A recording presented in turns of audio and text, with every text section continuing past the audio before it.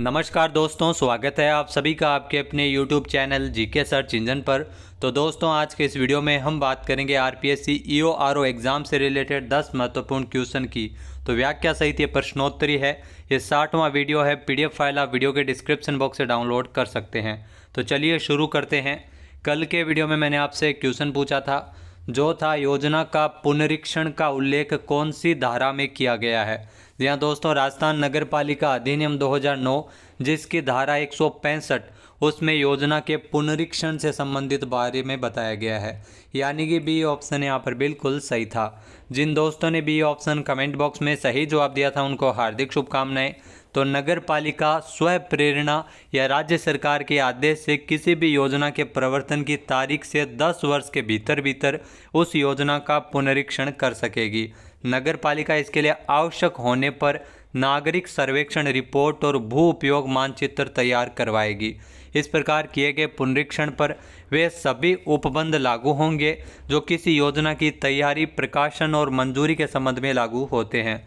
तो चलिए शुरू करते हैं। पहला क्वेश्चन है, राजस्थान नगर पालिका अधिनियम 2009 की धारा 170 के संबंध में निम्नलिखित जो कथन दिए गए उनमें से गलत कथन कौन सा है। जी हाँ दोस्तों, पहला है कि इस धारा का संबंध अप्राधिकृत अस्थायी विकास का संक्षिप्त हटाया जाना या रोकने से है। जी हाँ दोस्तों, राजस्थान नगर पालिका अधिनियम 2009 के 170 धारा में ये दिया गया है। दूसरा है, नगर पालिका लिखित नोटिस द्वारा ऐसे व्यक्ति को आदेश दे सकती है, जो बिल्कुल सही है। फिर है, ऐसे व्यक्ति को आदेश प्राप्ति से 15 दिवस के भीतर भीतर उस अप्राधिकृत विकास को हटाना होगा, तो ये भी बिल्कुल सही बात है। फिर है, अगर उस व्यक्ति द्वारा ऐसे विकास को नहीं हटाया जाता तो नगर पालिका नोटिस देकर स्वयं हटा से देगी। तो यहाँ पर नोटिस है वो किसी प्रकार का नहीं दिया जाता, यानी कि डी ऑप्शन इसका बिल्कुल सही है। आइए जानते हैं इम्पोर्टेंट फैक्ट्स।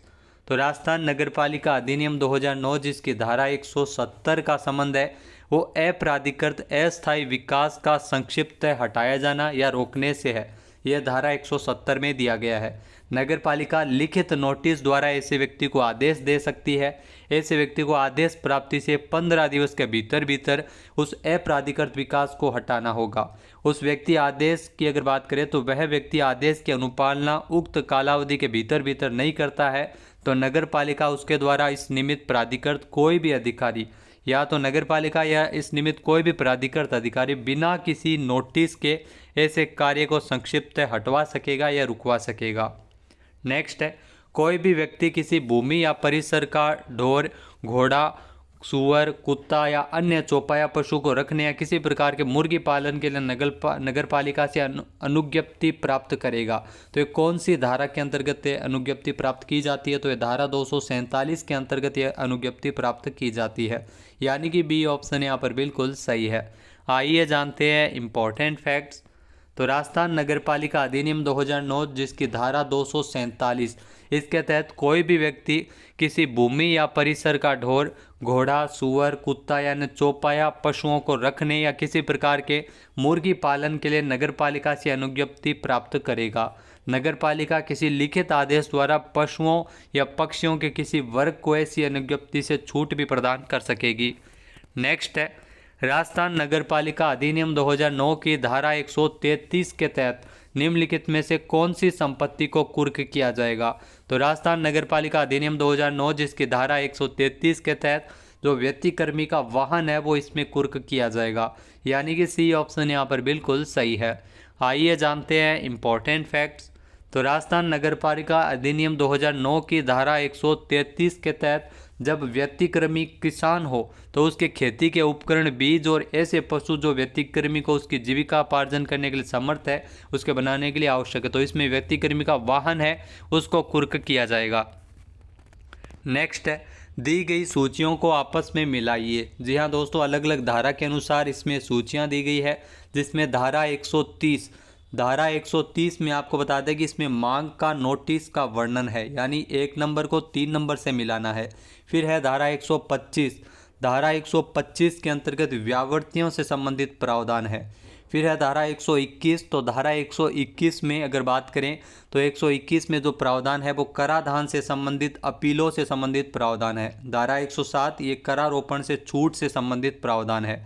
तो यहाँ पर हो जाएगा, फर्स्ट को हमने 3 से मिलाया, 3, 4, 1 और 2, यानी कि बी ऑप्शन यहाँ पर बिल्कुल सही है। आइए जानते हैं इम्पॉर्टेंट फैक्ट्स। तो धारा 130 जिसमें मांग के नोटिस का वर्णन है, धारा 125 में व्यावर्तियों से संबंधित प्रावधान है, जबकि धारा 121 में कराधान से संबंधित अपीलें हैं। धारा 107 में करारोपण से छूट से संबंधित प्रावधान है। नेक्स्ट है धारा 133 के संदर्भ में जंगम संपत्ति की कुर्की के दौरान क्या नहीं किया जा सकता। यहाँ दोस्तों राजस्थान नगरपालिका अधिनियम 2009 जिसकी धारा 133 के संदर्भ में जंगम संपत्ति की कुर्की अत्यधिक नहीं की जाएगी, जो बिल्कुल सही है। जंगम संपत्ति की कुर्की निकटतम अनुपात में होगी, ये भी बिल्कुल सही है। संबंधित अधिकारी की राय में अगर कोई जंगम संपत्ति की कुर्की नहीं की जानी चाहिए थी तो वह वापस लौटा दी जाएगी, तो ये भी बिल्कुल सही है। फिर है जंगम संपत्ति कुर्क करने से पूर्व उसके मालिक को 5वीं अनुसूची के, यहाँ 5वीं अनुसूची के प्रारूप में लिखित नोटिस दिया जाएगा। तो यहाँ पर ये 5वीं नहीं होगा, यहाँ पर 6ठी अनुसूची के प्रारूप में लिखित नोटिस है वो दिया जाएगा। आइए जानते हैं इम्पॉर्टेंट फैक्ट्स। तो राजस्थान नगरपालिका अधिनियम 2009 की धारा 133 जिसके संबंध में जो जंगम संपत्ति की कुर्की से संबंधित जो प्रावधान है वो 6ठी अनुसूची में है, यानी जो नोटिस दिया जाएगा वो 6ठी अनुसूची के प्रारूप में दिया जाएगा। नेक्स्ट क्वेश्चन है राजस्थान नगरपालिका अधिनियम 2009 के अध्याय 11 का संबंध किससे है। तो राजस्थान नगरपालिका अधिनियम 2009 जिसके अध्याय 11 की अगर बात करें तो अध्याय 11 में नगरीय विकास और नगर योजना के संबंध में प्रावधान है, यानी कि डी ऑप्शन यहाँ पर बिल्कुल सही है। आइए जानते हैं इम्पॉर्टेंट फैक्ट्स। तो राजस्थान नगरपालिका अधिनियम 2009 के अध्याय 11 जिसमें धारा 159 से लेकर 199 तक विभिन्न प्रकार के नगरीय विकास से संबंधित उपबंध किए गए हैं। नेक्स्ट है राजस्थान नगरपालिका अधिनियम 2009 की धारा 160 में उपबंधित सलाहकार समिति में निम्नलिखित सदस्यों पर विचार कीजिए। तो यहाँ दोस्तों इसमें सदस्यों की अगर बात करें तो इसमें नगरपालिका के समस्त सदस्य होते हैं, जो बिल्कुल सही है।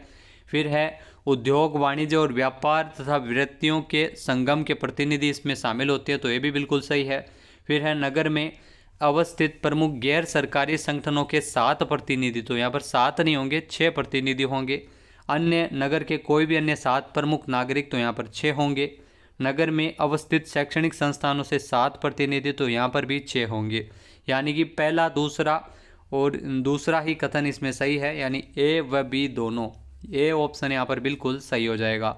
आइए जानते हैं इम्पॉर्टेंट फैक्ट्स। तो उपरोक्त तीनों कथन के अनुसार 6 सदस्यों को इस समिति में सम्मिलित किया जाता है, 7 नहीं होते हैं। राजस्थान नगरपालिका अधिनियम धारा 160 में उपबंधित सलाहकार संबंधी से जो सलाहकार समिति से संबंधित प्रावधान है।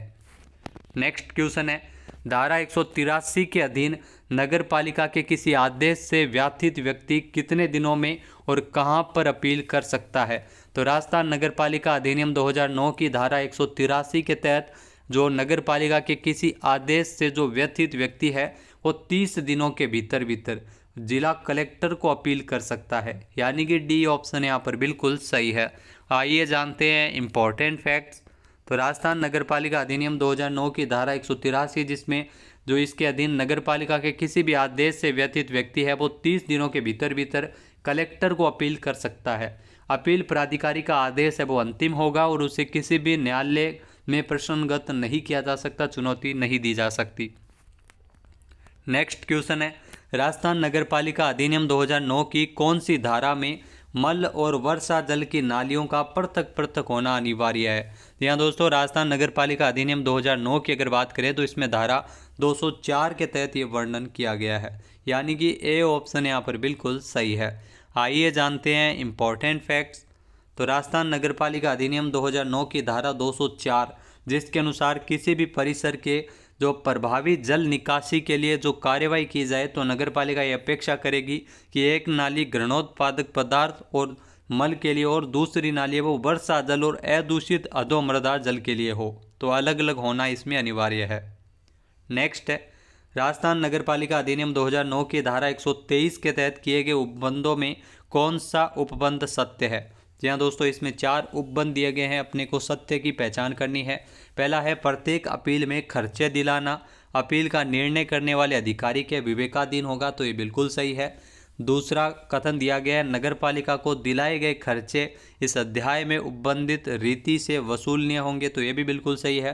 फिर है नगर पालिका द्वारा अपीलार्थी को खर्च का भुगतान 7 दिन में करना होगा, तो ये भी बिल्कुल सही दिया गया है। फिर है अगर नगर पालिका यह भुगतान करने में विफल रहती है तो नगर पालिका निधि की अभिरक्षा करने वाला व्यक्ति इसके लिए संदाय करेगा, तो यहाँ पर यह गलत हो जाएगा, यानी कि डी ऑप्शन इसका बिल्कुल सही है। क्यों गलत है आइए जानते हैं। तो राजस्थान नगर पालिका अधिनियम 2009 की धारा 123 के तहत किसी अपीलार्थी को नगर पालिका द्वारा खर्च का भुगतान करने की सूचना मिलने के भीतर 30 दिनों के भीतर भुगतान करना होता है। अगर नगर पालिका ये काम करने में विफल रहती है तो खर्चे दिलाने वाला अधिकारी नगर पालिका निधि के अतिशेष की अभिरक्षा रखने वाले व्यक्ति को उक्त रकम के संदाय का आदेश है वो दे सकेगा। अब बात करते हैं आज के हमारे क्विज के, जिसका आंसर आप सभी को कमेंट बॉक्स में देना है। तो आज का क्विज है भूमिगत उपयोगिता के लिए नक्शे तैयार करना ये किसका काम है। एक बार फिर से सुनिएगा, भूमिगत उपयोगिता के लिए नक्शे तैयार करना किसका काम है। सही आंसर आपको कमेंट बॉक्स में देना है। और अगर ये वीडियो आपको पसंद आए तो इसे आप लाइक और शेयर करना बिल्कुल ना भूलिएगा। चैनल में नए जुड़े हो, सब्सक्राइब नहीं किया है तो अभी सब्सक्राइब बटन पर क्लिक करें। इस वीडियो की PDF फाइल आप वीडियो के डिस्क्रिप्शन बॉक्स से डाउनलोड कर सकते हैं। जय हिंद, जय भारत, जय राजस्थान।